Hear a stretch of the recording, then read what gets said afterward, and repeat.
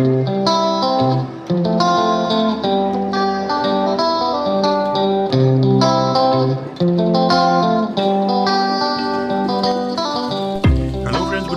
हूं एमजे। आज हमारा फाइनल फ्रेंड्स फर्टिलाइजर होगा रूट ट्रीटमेंट से रिलेटेड, जो मैं अपने रोजेस के अंदर प्रोवाइड करूंगा। उसके बाद फ्रेंड्स कल एक बहुत ही ज़्यादा इंपॉर्टेंट वीडियो आएगी पीएच से रिलेटेड, जो आपको ज़रूर देखनी है। तो कल फ्रेंड्स मैं आपको पीएच से रिलेटेड इन्फॉर्मेशन ज़रूर दूंगा। लेकिन फ्रेंड्स आज हमारा जो फाइनल फर्टिलाइजर होगा वो है 05234। अब 05234 से रिलेटेड मैं कुछ आपको इंपॉर्टेंट इन्फॉर्मेशन दूंगा कि ये फर्टिलाइजर हमारे प्लांट्स को किस हिसाब से काम आता है। बहुत सारे लोग ये मानते हैं कि ये 05234 जो फर्टिलाइजर है वो सिर्फ फ्लावरिंग्स लाने के लिए हमें इस्तेमाल करना है, लेकिन उससे भी ज़्यादा फ्रेंड्स ये इंपॉर्टेंस ये फर्टिलाइजर का है, जो अभी आगे मैं ये वीडियो में आपको बताऊंगा। और क्वांटिटी कितनी लेनी है वो भी मैं आपको बताऊंगा। लेकिन सबसे पहले फ्रेंड्स मैं एक चीज आपको बताना चाहता हूं, जैसे कि ये जो क्रॉसिन एजी जो मैंने आपको दवाई बताई थी कल, मैंने आपको इसको एक फंगीसाइड के हिसाब से बताया था, लेकिन बेसिकली ये जो होता है ये एक बैक्टीरिया साइड होता है, जो फंगस से रिलेटेड जो भी माइक्रो ऑर्गेनिजम्स और बैक्टीरिया हमारे प्लांट के ऊपर डेवलप होते हैं उसको ये मारने में कामयाब होता है। तो आप फंगीसाइड के साथ मिला के इसको यूज करना होता है प्रूनिंग के दिन। तो कल मेरे से एक मिस्टेक हो गई थी, जो अभी मैं आपके सामने वो मिस्टेक क्लियर करना चाहता हूं, क्योंकि कल मैंने डिटेल में नहीं बताया था ज्यादा इसके बारे में। तो ये एक बैक्टीरिया साइड है जो फंगस से रिलेटेड जो भी माइक्रो ऑर्गेनिजम्स और बैक्टीरिया जो भी डेवलप होते हैं, जो डिजीज डेवलप होती है फंगस से रिलेटेड, तो वो सारी डिजीज को मारने में ये कामयाब होता है। तो ये एक चीज मैं आपके सामने मैंने क्लियर कर दी है। अब बात करेंगे फ्रेंड्स 05234 की। बहुत सारे लोग ये समझते हैं कि 05234 हमारे प्लांट के ऊपर फ्लावरिंग्स लाने के लिए काम करता है, लेकिन जब भी आप अपने प्लांट के लिए रूट ट्रीटमेंट करते हो तब 05234 का इस्तेमाल करना बहुत ही ज्यादा फायदेमंद रहता है। एक पैटर्न हमने फॉलो की थी फ्रेंड्स, हमने ये रूट ट्रीटमेंट से रिलेटेड, उसमें सबसे पहले जो पैटर्न में हमने फॉलो किया था वो है फंगीसाइड का एप्लीकेशन करना रूट सिस्टम में।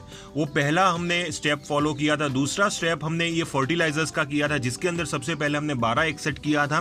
उसके बाद फ्रेंड्स हमने अप्लाई किया था 13-40-13, और उसके बाद फ्रेंड्स आज हम अप्लाई करेंगे 05234। अब ये जो पैटर्न है फ्रेंड्स, ये पैटर्न को आप बिल्कुल भी डिस्टर्ब मत करिएगा, क्योंकि सबसे पहले हमने 1261 फर्टिलाइजर डाला था जिसके अंदर पोटेशियम बिल्कुल भी नहीं था। उसके बाद फ्रेंड्स हमने 13-40-13 अप्लाई किया, जिसके अंदर हल्का सा पोटेशियम की मात्रा आ गई। और आज फ्रेंड्स हम 05234 अप्लाई कर रहे हैं, जिसके अंदर पोटेशियम पहले से ज्यादा है।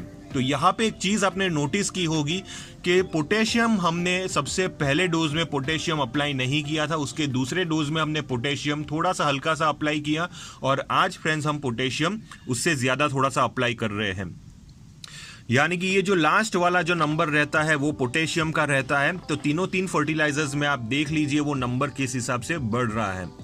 अब एक चीज मैं यहाँ पे बताना चाहता हूँ फ्रेंड्स के पोटेशियम के बारे में भी लोगों का ये मानना है कि पोटेशियम का स्प्रे करेंगे तो हमारे प्लांट के ऊपर बहुत सारे फ्लावर्स निकलेंगे, लेकिन पोटेशियम का रोल वहां पे ही आके नहीं रुक जाता। पोटेशियम बेसिकली आपके प्लांट के, जब भी आप अपने प्लांट की रूट ट्रीटमेंट करते हो तब पोटेशियम का रोल बहुत ज्यादा जरूरी होता है। तो वो चीज मैं आपको अभी समझाऊंगा। जैसे कि फ्रेंड्स आप फॉस्फोरस तो बेसिकली हमारे प्लांट्स के लिए जरूरी है। ये तीन फर्टिलाइजर जो हमने अप्लाई किए हैं उसके अंदर फॉस्फोरस बहुत ही अच्छी क्वांटिटी में मौजूद है। तो फॉस्फोरस का तो बेसिकली रूट सिस्टम को डेवलप करने में बहुत ज्यादा मेजर रोल रहता है, लेकिन ये जो पोटेशियम रहता है कि जो प्लांट की इम्यून सिस्टम है वो बढ़ जाएगी। जब भी आप अपने प्लांट को डोरमेंसी में से बाहर लाते हो तब प्लांट की इम्यून सिस्टम वीक हो जाती है, प्लांट वीक हो जाता है। और दूसरी चीज, जब आप अपने प्लांट के ऊपर प्रूनिंग भी करते हो तब भी प्लांट हल्का सा वीक हो जाता है।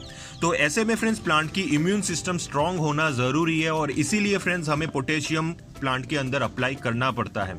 तो पोटेशियम हमें एकदम से अप्लाई नहीं करना है, स्टेप बाय स्टेप हमें सारी चीजें करनी है। तो जैसे कि हमने पैटर्न जो फॉलो किया था उसके अंदर सबसे पहला जो फर्टिलाइजर था जिसके अंदर पोटेशियम नहीं था, दूसरे फर्टिलाइजर में पोटेशियम की क्वांटिटी बहुत ही कम थी, और ये जो तीसरा फर्टिलाइजर 05234 हम अप्लाई कर रहे हैं जिसके अंदर पोटेशियम की क्वांटिटी डबल से भी ज्यादा है।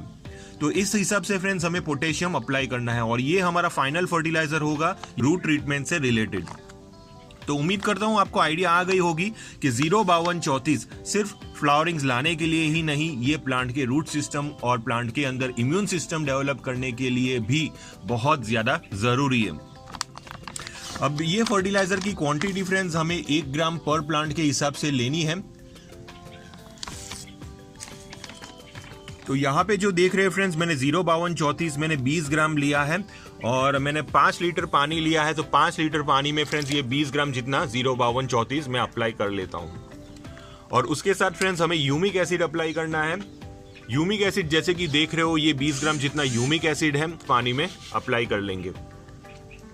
अब ह्यूमिक एसिड का रोल बेसिकली यही है कि प्लांट के अंदर ह्यूमस क्रिएट करना। जितना ज़्यादा ह्यूमस क्रिएट होगा प्लांट के अंदर, उससे प्लांट के जो फाइबर रूट्स होते हैं, जो छोटे छोटे हैरी रूट्स होते हैं, वो डेवलप होते रहते हैं। और ये चीज़ बहुत ज़्यादा ज़रूरी है जब भी आप अपने प्लांट की रूट ट्रीटमेंट करते हो। तो ह्यूमिक एसिड का बहुत ही ज़्यादा बेसिक रोल होता है।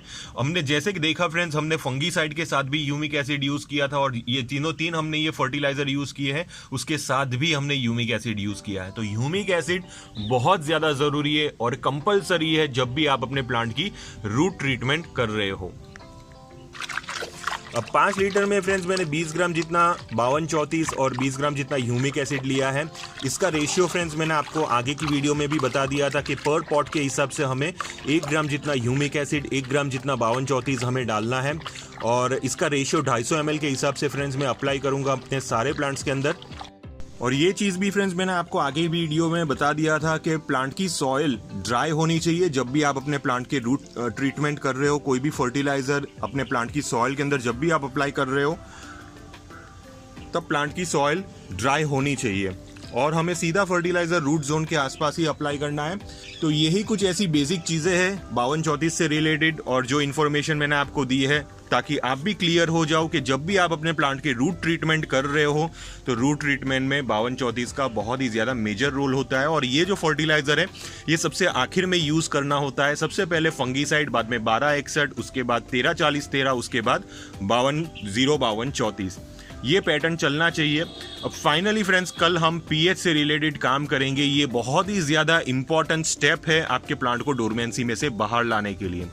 प्लांट की पीएच मेंटेन करना ज़रूरी है और किस हिसाब से मैं प्लांट की पीएच को कल मेंटेन करता हूं तो वो मैं आपके साथ शेयर करूंगा। अगर आपको किसी भी टाइप का कंफ्यूजन हुआ ये टॉपिक से रिलेटेड तो आप मुझे कमेंट बॉक्स में पूछ सकते हो, मैं आपको रिप्लाई दूंगा। टिल देन के लिए थैंक यू फ्रेंड्स।